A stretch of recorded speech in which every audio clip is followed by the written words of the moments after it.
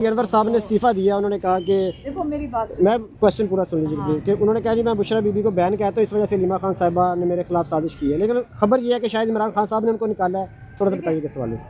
میں ساروں کا بوجھ اٹھانے کو تیار ہوں. پہلے سے حکومت بھی یہی کہے, جس کا دل کرتا ہے آتے جاتے میرا نام لے دیں. شیر افضل اور مشال یوسفزئی بھی یہ کہہ چکے ہیں. میری بات سنیں, اب تو آپ کے خلاف شیر افضل تو کہہ چکے ہیں کہ 38 کروڑ روپے اوورسیز پاکستانیز نے ڈونیشن دی ہیں تو علیمہ خانم نے وہ استعمال کیا. میڈم یہ جو گروپنگ ہے اس حوالے سے تھوڑا بتائیے گا کہ کیا گروپنگ ہے, علیمہ خان گروپ ہے اور شیر کو کوئی سیریسلی سنتا ہے نا تو مجھے ان پہ ترس آتا ہے. وہ تو دیکھیں ایجنسیاں یہ چھوڑتی ہیں اس قسم کے لوگ, سب کو پتہ ہے. ساروں کو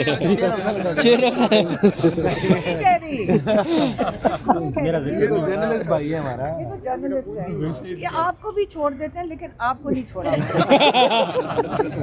آپ کبھی کبھی کرتے ہیں, اصلی جو چھوڑتے ہیں شیر افضل وہ بیچارہ ایجنسی کے آگے اپنے آپ کو ریلیونٹ رکھنے کے لیے وہ ہر آئیں شائیں بولے گا, اس کو کوئی فرق نہیں پڑتا. شیر افضل کا نام سنتے ہی آپ کو ایجنسیز کیوں یاد آ گئی؟ کیونکہ یہ کئی ہیں اندر, یہ اور بھی ہیں, ساروں کو پتہ ہے, آپ لوگ ہی ہمیں بتاتے ہو. گنڈا پور صاحب نے تو آپ ایک سیکنڈ ایک سیکنڈ آپ لوگ بھی ہمیں بتاتے ہو.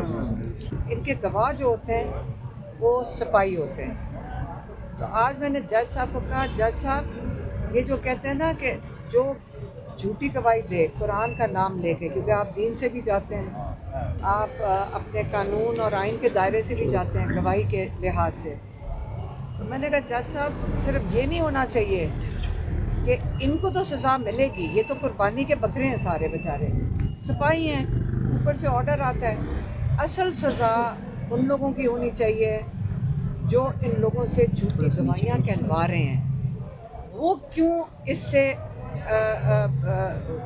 آزاد ہوں اس بات سے کہ آپ یہ بیچارے غریب سپاہیوں کو کھڑا کر دیتے ہیں, ان سے رٹوا کے بھیج دیتے ہیں. اب وہ بیچارہ بھی کیا کرے, وہ اپنی نوکری بچا رہا ہوگا, تو ان کو تو سزا ملے گی لیکن یہ تو قربانی کے لیے ہے.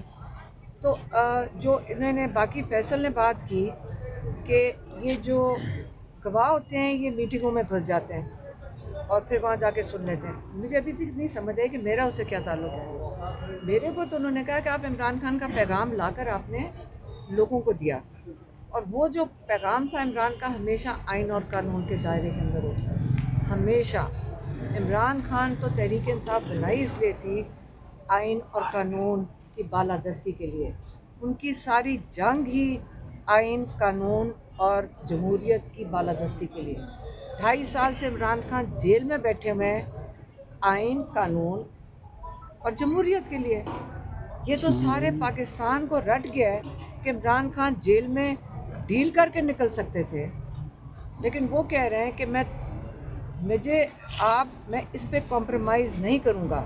جو 3 چیزیں جس پہ عمران خان بالکل بھی کمپرومائز کرنے کو تیار نہیں ہے اور پیچھے ہٹنے کو تیار نہیں ہے, وہ آئین ہے, آئین کی بالادستی, رول آف لا.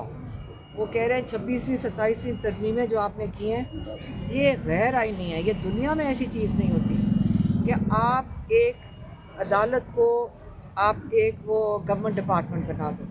تیسری چیز فری اینڈ فیئر الیکشنز.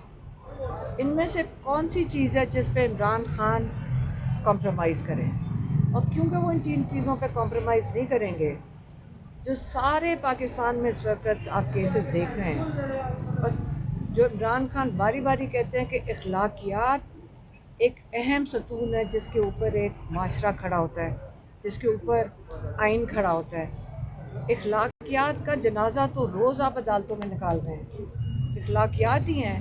آپ اپنے دین کا ساتھ بھی, جو کہتے ہیں نا کہ بلاسفمی لا کے نیچے آپ نعوذ باللہ قرآن کا پیج اگر آپ پھاڑ دو تو سزا ہے, لیکن جب قرآن پہ آپ عہد کر کے گواہی دیتے ہو دنیا میں, اگر آپ غلط گواہی دو دنیا میں, وہ بھی بائبل پہ ہاتھ رکھتے ہیں, تورا پہ ہاتھ رکھتے ہیں, قرآن پہ ہاتھ رکھتے ہیں, اگر ان کے اوپر آپ ہاتھ رکھ کے غلط گواہی دو تو سزا ہے, سزا ہے. جج صاحب کا کام بنتا ہے کہ ان سے پوچھیں کہ تم کیا احمقانہ گواہیاں دے رہے ہو. جج صاحب جب چپ بیٹھے رہیں گے, اور ان کو بھی پتہ ہے اور سارے پاکستان کو پتہ ہے یہ جھوٹی گواہیاں ہیں, तो जज साहब अपनी कुर्सी का वो भरम नहीं रखते, सीधी सी बात। ये कुर्सी एक जज की नहीं है, ये एक इंसाफ की कुर्सी है। इसके ऊपर अगर आप इसका बोझ नहीं उठा सकते, लोगों को इससे हट जाना चाहिए, क्योंकि इसकी सज़ा कई दफ़ा हम देख चुके हैं कि दीन में भी आता है कि जो काजी की सज़ा है दोज़ख में सबसे बदतर होएगी, क्योंकि उनकी ज़िम्मेदारी बहुत बड़ी थी। यही हम कह सकते हैं। बाकी आपको पता है, सारों को पता है कि कानून का जनाजा रोज़ आजकल निकल रहा है अदालतों में। किसी की ज़रूरत नहीं है कुछ करने की, बेबसी का आलम है। फिक्र ना करें, इसी खंडर में से पाकिस्तान आज़ाद होगा इंशाल्लाह। इसी खंडर में से नई इमारतें खड़ी होंगी, इंसाफ की इमारतें, जमहूरियत की इमारतें। ये सारा कुछ ज़रूरी होता है। इंसानी हकूक़, अदालतें काम करेंगी, इंसानी हकूक़ भी मिल जाएंगे।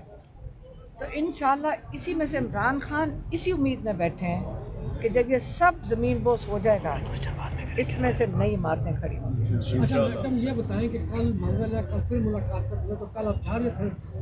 देखिए, हमारा एक दिन है मुलाकात का, और वो मंगल का दिन है, और हम हर मंगल अपने आइन और कानून के अंदर रह के हम वहाँ जाएंगे। वो हमारा मुलाकात का दिन है। अब मसला ये हो गया है कि हम कानून के जो कानून तोड़ रहे हैं, वो कानून के मुहाफ़िज़ तोड़ रहे हैं। सबको पता है, सारे पाकिस्तान को पता है, उनकी कोई सज़ा नहीं। और जो कानून के ऊपर चल रहे हैं उनको सज़ाएं दे रहे हैं। लेकिन हम इमरान खान को मुलाकात के लिए अपना जो हमारा कानूनी हक़ है वो उसके लिए जाएंगे। मंगल के रोज़ हम, आपको पता है कि पिछले 10 महीने से वहाँ बैठ जाते हैं, क्योंकि इजाज़त नहीं देते, बैठेंगे जाकर। कल भी इजाज़त ना मिली, फिर रात को 12 बजे तक 12 बजे तक नहीं, हम उठेंगे नहीं वहाँ से। अलीमा, आप पिछले मंगल को भी बैठी, दिन सारा बहुत बड़ी तादाद में कारकुन रहे, शाम को भी रहे, रात को भी रहे, लेकिन जब ऐन उस वक्त ऑपरेशन स्टार्ट होता है तो आपको तो तने तनहा छोड़ दिया गया। आपके साथ ख्वातीन जो अभी दाएं बाएं खड़ी हैं, कुछ पुतला है, कुछ 50 लोग थे, बाकी आपको छोड़ के चले गए। वो क्यों हुआ ऐसा? नहीं। क्या पार्टी ने जानबूझ के ऐसा किया? नहीं, आपका ये काम है। नहीं, मैं आपके वहाँ मैं विटनेस था, मेरी मैं बात विटनेस था। हम अगर अकेले भी बैठे हम तो हमें कोई फर्क नहीं पड़ता। हम अकेले भी बैठे, हम तो किसी को कहते ही नहीं क्या है, किसी की जिम्मेदारी नहीं है। हम बल्कि हम जब वो वाटर कैनन चला रहे थे, उस वक्त सेनेटर मुश्ताक हमारे साथ खड़े थे।